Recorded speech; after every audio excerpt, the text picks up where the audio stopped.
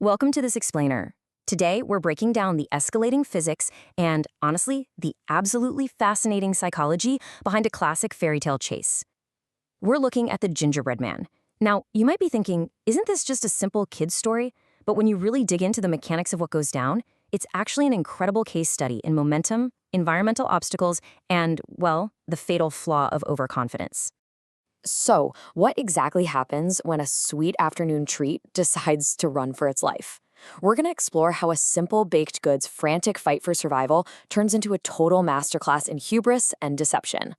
It's a wild ride where speed is the ultimate weapon, right up until the exact moment it's completely useless. Step 1. Roll dough into a man. Step 2. Add icing for eyes and a smile. Step 3. Place gumdrops for buttons. Step 4. Add a cherry for a nose. Okay, let's look at the recipe for our protagonist. It all kicks off in a little cottage near a river where a little old woman decides to whip up a simple treat. She shapes the dough, adds the icing, the gumdrops, the cherry. I mean, he is literally designed from scratch to be consumed. His sole reason for existing is to be appetizing. Don't eat me! But the second she checks the oven to see if he's done, everything changes. Instead of passively waiting to be a snack, he literally jumps right out, sprints through the open kitchen door, and screams this ultimate plea of self-preservation. This sudden, crazy spark of sentience flips the script entirely. Suddenly, we're not baking anymore. We're in a high-stakes pursuit. Run, run as fast as you can. You can't catch me. I'm the Gingerbread Man. This perfectly illustrates his core defense mechanism: pure, unadulterated speed. The old woman and her husband are stunned, they're hungry, and they chase after him, yelling for him to stop. But does he look back? No way. Instead, he drops this iconic, rhythmic taunt as he leaves his creators in the dust. And this chant becomes his anthem. It's a psychological weapon designed to completely demoralize his pursuers. Encounter 1, a pig in the woods. The pig's goal? I would very much like to eat you. The Gingerbread Man's response? Did not stop. The result? Outrun. Let's move to the woods because things are about to escalate. The pig is super clear about his intentions, right? No deception, just raw hunger. But the Gingerbread Man just blows right past him, successfully outrunning his first non-human threat. I've outrun a little old woman and a little old man, and I can outrun you too. Pay close attention here, because we are witnessing the birth of a massive, compounding ego. Listen to how his taunt evolves. He's actively using his past victories to fuel his current confidence. With every single escape, his belief in his own invincibility just grows. He's keeping a running tally of his successes, and it's seriously inflating his sense of security. The cow's motivation, I'm very hungry, versus the Gingerbread Man's advantage, just too fast. Next up, he finds a grazing cow. The motivation is exactly the same as the pig's. The cow is hungry. But despite the cow's massive size, the cookie's advantage is absolute. He's just too fast. So the cow joins the chase, falling right in line behind the pig, the old man, and the old woman. It's like a snowball effect of hungry animals. Minute 1 outruns woman and man. Minute 3 outruns snorting pig. Minute 5 outruns hungry cow. Minute 7 confronts neighing horse. Tracing this out, his list of pursuers is snowballing insanely fast.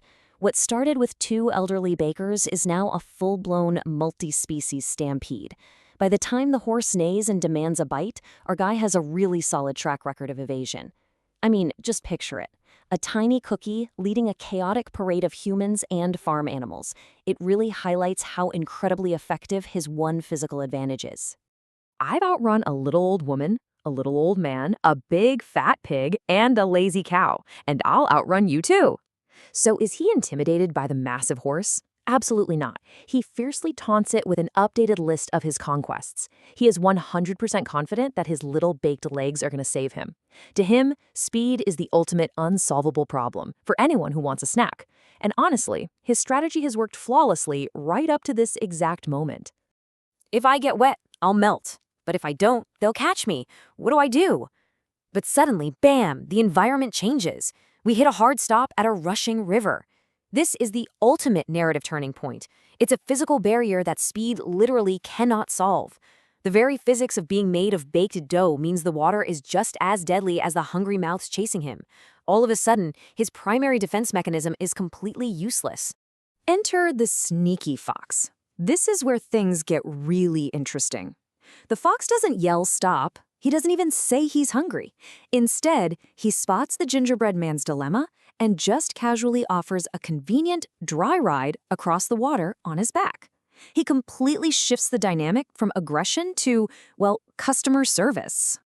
The threat: a galloping mob of a horse, cow, pig, man, and woman, versus the savior, a fox promising, "Of course I won't eat you, I just want to help you."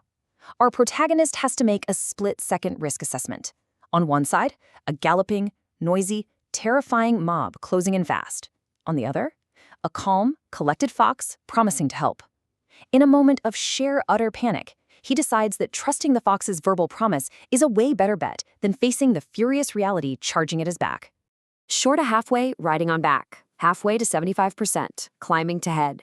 75% to shore, climbing to nose. Tracing this treacherous river crossing reveals a seriously chilling progression.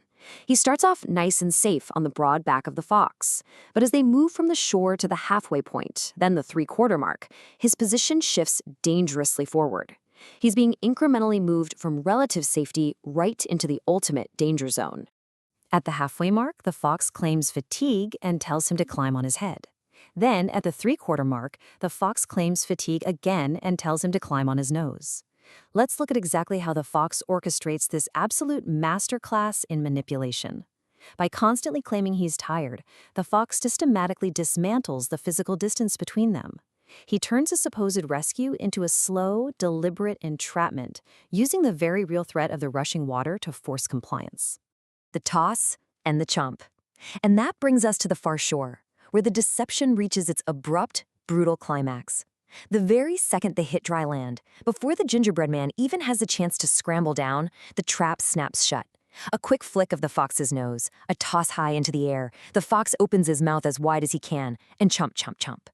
The insane speed that saved him from the mob? Yeah, it couldn't save him from a trap he willingly walked right into. Was it speed that ultimately failed the gingerbread man, or his own misplaced trust? This sudden ending leaves us with a really fascinating final thought to ponder. He had the perfect physical defense against brute force, right? But he had absolutely zero defense against cunning. Did his string of easy victories against the mob inflate his ego so much that it blinded him to the subtle, calculated danger right under his own feet? It's a pretty stark reminder that sometimes the biggest threat isn't the one loudly chasing you. It's the one quietly offering you a ride.